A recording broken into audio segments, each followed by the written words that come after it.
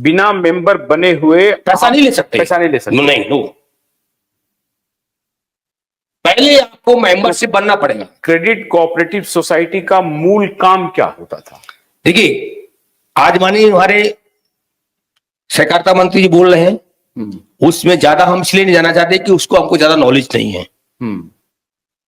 Multi credit cooperative society की जो हमने जितना देखा सुना, पैसा लिया, कमेटी बनाई, दी, ये तो हम जब समझे जब संगठन में आए हैं, उसके पहले नहीं जानते थे मल्टी क्रेडिट कोऑपरेटिव सोसाइटी होती क्या है। उसको हम भी बैंक समझते थे, उसको तो हम भी जब आप आए इसमें तो आपने क्या समझा मल्टी? हमने ये समझा नहीं, मल्टी क्रेडिट कोऑपरेटिव सोसाइटी का मतलब तो हम तब समझे जब संगठन में आए, वकीलों से मिले और हमने अपनी जिज्ञासा के साथ उसकी जानकारी ली। ये अब समझे जाते, अब समझे। 2018 अगर हम समझे होते, नहीं 2019 में समझे जी, 1991 से 2019 जी, उसमें 5 कंपनी बदल गई। सुनिए आप, पैसा एक है, नाम उसके 5 कर दिए। सतीश चतुर्वेदी 1991 में था, 1998 में था। मल्टी क्रेडिट कोऑपरेटिव सोसाइटी के अंतर्गत काम करने वाले व्यक्ति जी 1991 से लेकर के तब फाइनेंस में थे सर, जो भी है मामला जी, 2020 तक लगभग जी 27-28 साल, जी 28-29 साल आपको ये मालूम ही नहीं हुआ कि आप काम क्या कर रहे थे? हमको मालूम ये था, हमको बताया भी गया था और ब्रांच में लगाया भी गया था कि आरबीआई की गाइडलाइंस में आपको लाइसेंस दिया है, पूरा पैसा आपका सुरक्षित है। किसको दे रहे हैं पैसा, कहां पैसा जा रहा है, ये तो पता होगा। कोई जानकारी नहीं थी, कोई जानकारी नहीं थी। जब आप पैसा लाते होंगे शाम को, हाँ, आप दफ्तर पहुंचते होंगे, दफ्तर में पैसा देते होंगे, तो ये पैसा पता तो चलता होगा ना, पैसा कहां जा रहा है, बैंक में जा रहा है या किसी तहखाने में जा रहा है? देखिए पैसा ये तो समझना पड़ेगा ना, क्योंकि कैश का लेन देन हो रहा है ना। देखिए, आप स्टूडियो में बैठे हैं, आप कौन सा सिस्टम किसके माध्यम से चला रहा है हमको मालूम नहीं है। हमारा काम था पैसा लाना, काउंटर पे देना, और आपका कहना था हमसे कि आपका काम होगा, आप जाइए। लिहाजा हम सवाल करें तो करें किससे? अच्छा, वो चले गए आप, लेकिन इसके बदले में आपको क्या मिलता? सर्टिफिकेट मिलता था, और उसको आप कहते थे कि भाई आपने कभी इसकी ये कोशिश की कि इसकी तहकीकात की जाए कि कानूनी रूप से ये ठीक है कि नहीं था? कानूनी रूप से तो ठीक ही था, ये आपको ये मालूम था कि कानूनी रूप से ठीक है? वो आरबीआई की गाइडलाइंस बताते थे।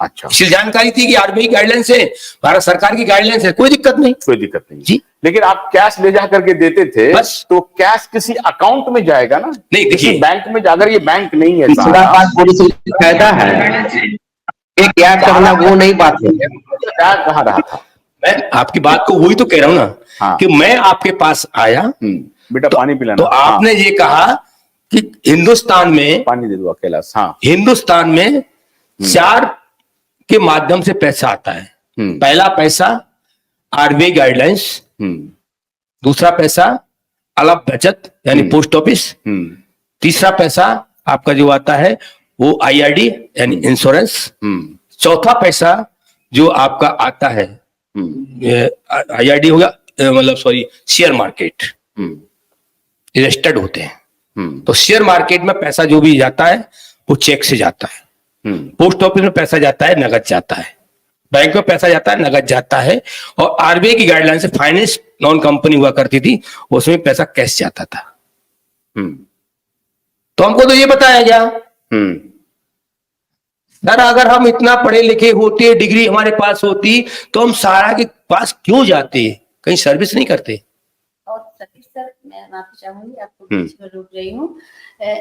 हमको ये भी तो कहा जाता था ना कि देखिए सहारा के पास कितनी प्रॉपर्टी है, देनदारी से 3 गुना प्रॉपर्टी है। ये कब से कहा जाता था? ये- 1991 जी में जी भी, जी बिल्कुल बिल्कुल सर। 1991 में भी जी जी ये कहा सर, जाता था। यही कहा जाता था।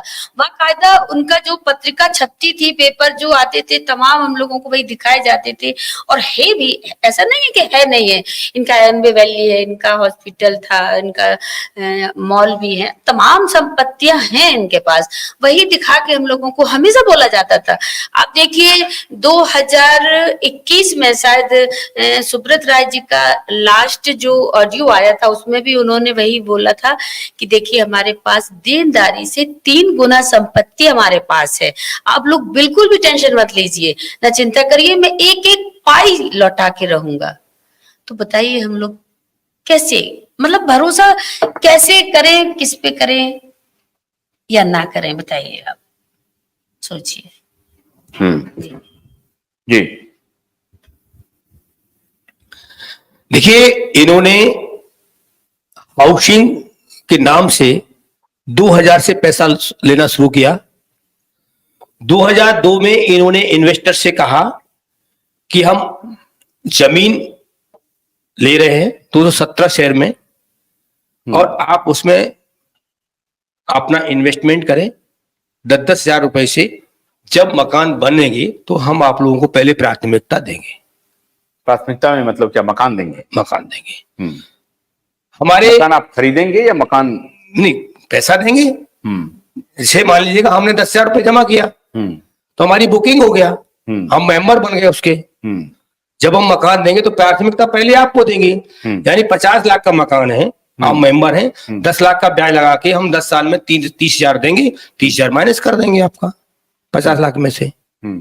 लेकिन हम लोगों को ये अच्छा लगा कि अगर सारा श्री सुब्रत राय जी गरीब जनता का अच्छा कर रहे हैं तो इससे भला क्या होगा, तो लोग फंसे।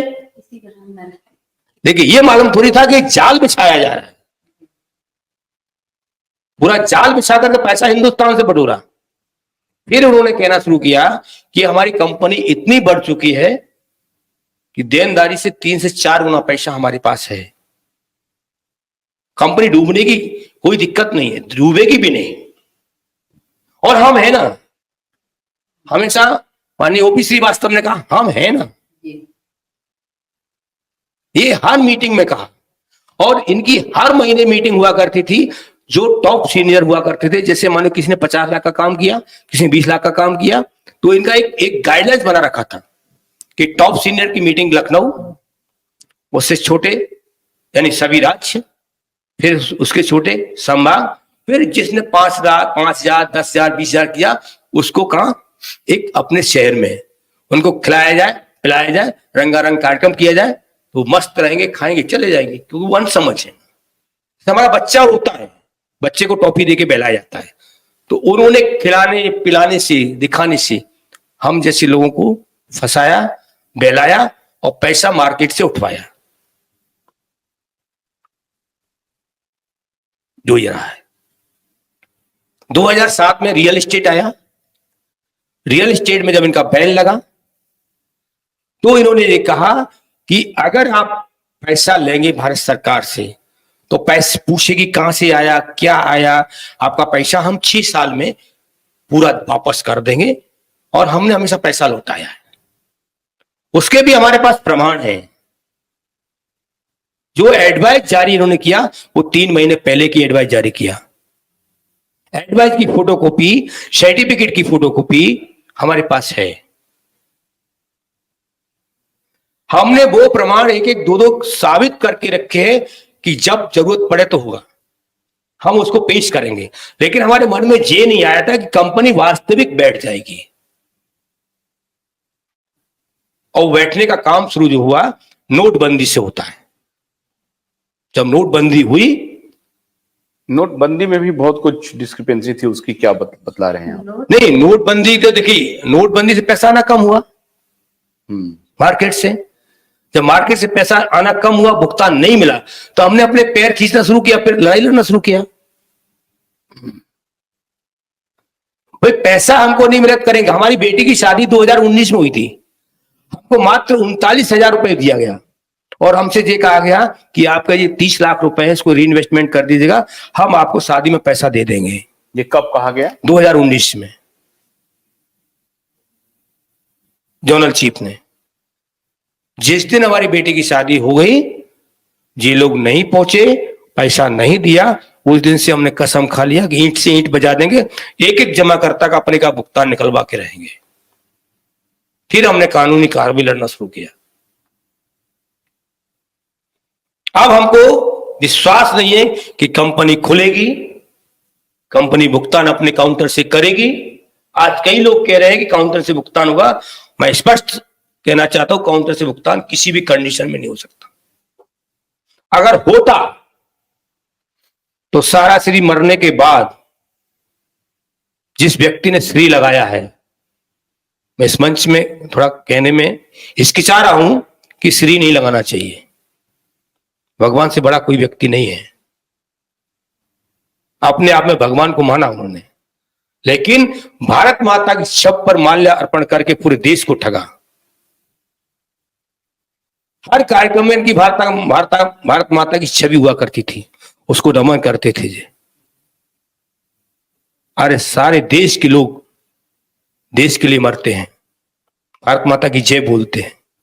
आज हमारे बॉर्डर पे भी एक बैठा हुआ व्यक्ति जो रक्षा कर रहा है देश की, वो भी भारत माता की जय बोलता है। सारा पैसा पूरा प्लानिंग के साथ पूरा पैसा फंसाया है और सोशल एजेंट का किया। लेकिन एजेंट आज भी इस बात को नहीं समझ रहे कि हम लोग लड़ाई लड़ रहे हैं, संगठन लड़ाई लड़ रहा है, अब हमारे पास कोई रास्ता नहीं है। आज भी एक न एक वीडियो डाला जा रहा है। जब जब आंदोलन ने तारीख दिया, इनके चाटुकार, इनके मैनेजर, जोनल मैनेजर, भोलानाथ के 2-in-1 बैटरी ऑपरेटेड हार्वेस्टर कम ब्रश कटर के साथ ट्रॉली अतिरिक्त लागत पर उपलब्ध है।